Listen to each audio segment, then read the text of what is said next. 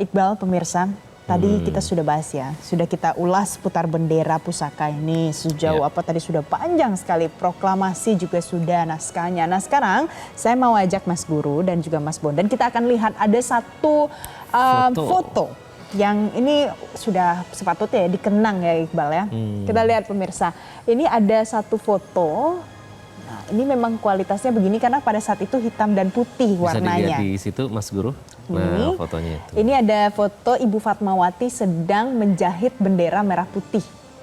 Waktu itu memang Mas Guru belum lahir ya pada saat itu. 1945. Namun Mas Guntur pun yang tertua belum lahir, sedang hamil.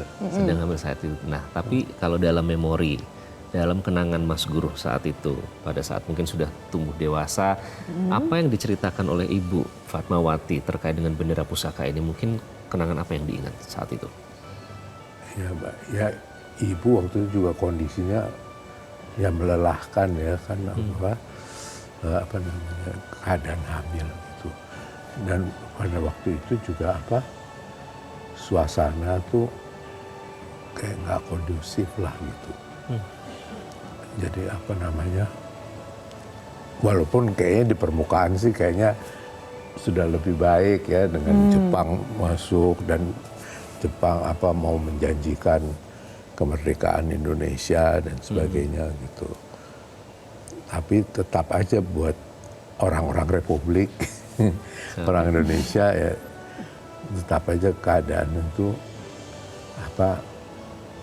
ya nggak kondusif lah, nggak enak gitu. Dan juga Bapak waktu Ibu cerita bahwa Bapak dengan Bung Hatta tuh menyiapkan satu strategi sampai gimana untuk mencapai Indonesia merdeka gitu. Jadi dibuat siapa yang nanti di permukaan, siapa yang di bawah tanah, itu maksudnya clandestine tuh. Gitu dalam suasana seperti itu. Dan ibu pun dalam keadaan hamil gitu kan, Bapak sering terima tamu kan orang-orang pergerakan deh waktu itu segala macem, dan ibu sebagai ibu rumah tangga dan nyonya rumah tentu harus menyediakan ini itu segala macem gitu dan itu melelahkan ibu ya gitu. Jadi tapi ibu ya tekadnya walaupun gitu harus menyiapkan bendera yang akan dikibarkan ketika usai pembacaan teks proklamasi. Baik. Ini kan yang tadinya orang juga nggak terlalu berpikir ke situ gitu loh. Mereka kan hanya konsentrasi proklamasi kemerdekaan gitu. Jadi acaranya di tanggal 17 pagi itu pun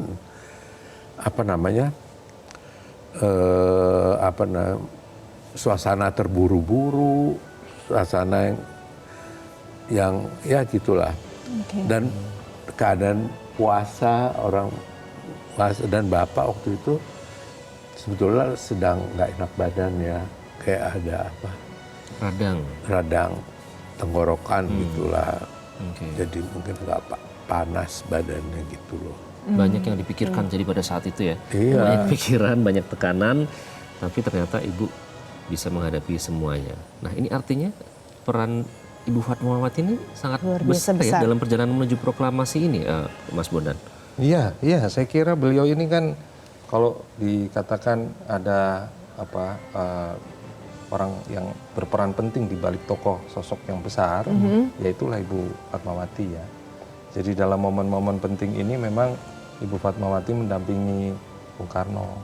Ya tentu Bung Karno tidak selalu kuat seperti yang beliau tampilkan di depan rakyat ataupun di depan Jepang ataupun masyarakat internasional. Ada momen-momen beliau juga merasa ragu apakah apa yang sudah beliau tempuh sampai sejauh itu adalah tepat dan memang membawa manfaat untuk orang banyak. Nah, penguatan-penguatan itu kan datang dari orang yang terdekat. Nah, disinilah makna arti penting seorang pendamping atau ibu negara. Karena beliaulah yang menguatkan Bung Karno. Dan itu tidak ditunjukkan hanya dengan perkataan ataupun dukungan, tapi tindakan.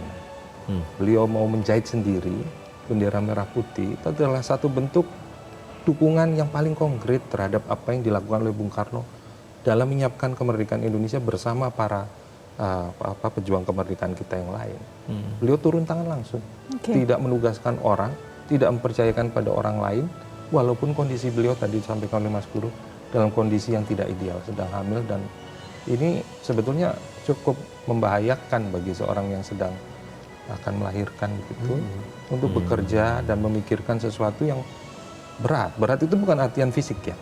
Berat itu dalam artian beban moral beliau juga berat, karena menyiapkan sesuatu yang sifatnya ini sangat besar tanggung jawabnya.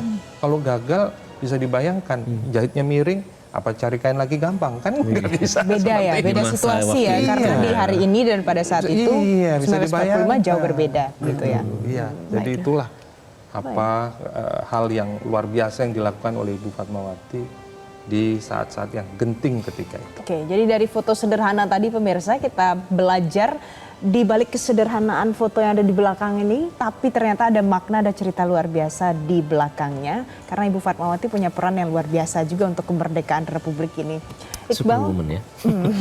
Nanti usai jeda pemirsa, live event Kirap Bendera Pusaka ke Ibu Kota Nusantara masih akan kembali untuk Anda. Tetaplah bersama kami. Jelajahi cara baru mendapatkan informasi. Download Metro TV Extend sekarang.